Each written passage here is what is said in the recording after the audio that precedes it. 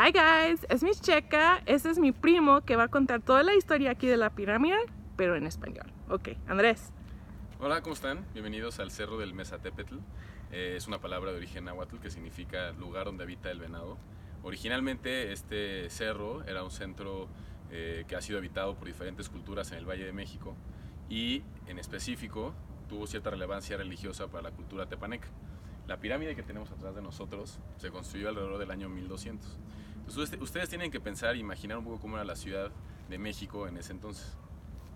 Ahorita nos encontramos en una de las muchas montañas que rodean el Valle de México. El Valle de México, donde se encuentra la ciudad, en realidad originalmente era un lago, era parte del lago de Texcoco.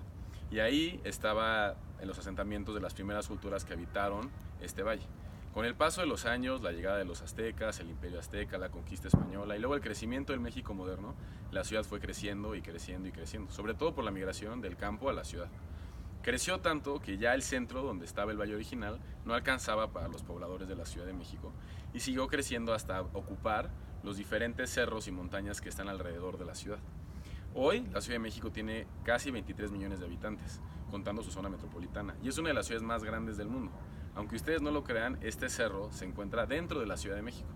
Aunque se vea medio boscoso y que pareciera que estamos en la mitad de un gran bosque, estamos arriba de un cerro y tan solo a unos cuantos metros aquí abajo empieza la Ciudad de México. Empiezan las casas, empiezan las calles. Lo interesante de este cerro es que, como lo comenté anteriormente, fue habitado antes de todo este gentío por diferentes culturas. Y una de esas culturas fue la cultura tepaneca, que construyó aquí un sitio ceremonial religioso que ahora es un sitio arqueológico. Y en la parte más alta del cerro, que es donde estamos en este momento, construyó esta pirámide.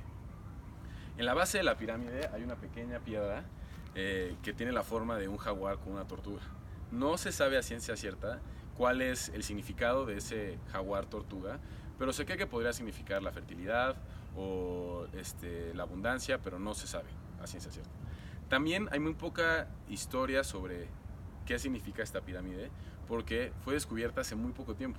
La pirámide de las cruces, como se le conoce por las cruces que están allá arriba y que platicaré más adelante, fue descubierta tan solo en el año 2000, es decir, hace 18 años. Durante todo ese tiempo, desde la conquista de los españoles hasta ahora, la montaña y el cerro y la vegetación fueron creciendo y se comieron a la pirámide y a la zona arqueológica. Entonces, por tradición oral, los pobladores del cerro sabían que aquí había un centro ceremonial, pero no fue hasta el año 2000 que arqueólogos mexicanos descubrieron y redescubrieron la pirámide que está atrás de nosotros. En la parte de arriba, como ustedes seguramente ya notaron, hay 3 cruces. Esas cruces no son del tiempo colonial. Si ustedes revisan la historia colonial en América Latina, y México no es la excepción, los españoles tenían esta postura colonial de imponer su religión a los pueblos originarios, y lo que hacían cuando conquistaban un lugar era destruir los centros religiosos de los pobladores originales y construían en su lugar lugares y templos ceremoniales religiosos católicos, que era la religión que profesaban los españoles. Pero este no es el caso. Esta pirámide se perdió. Los españoles no la llegaron a ocupar y se perdió con el tiempo.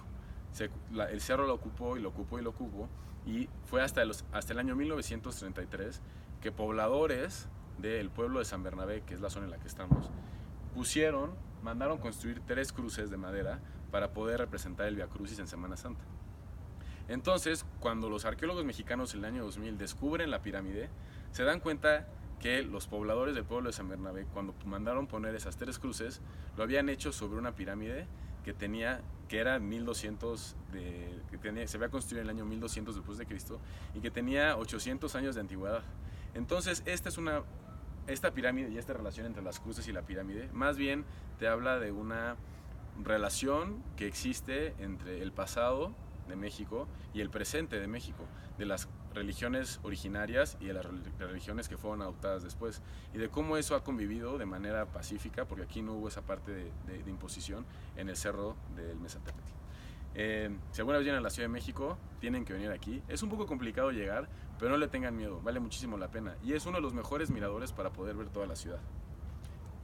Hasta luego.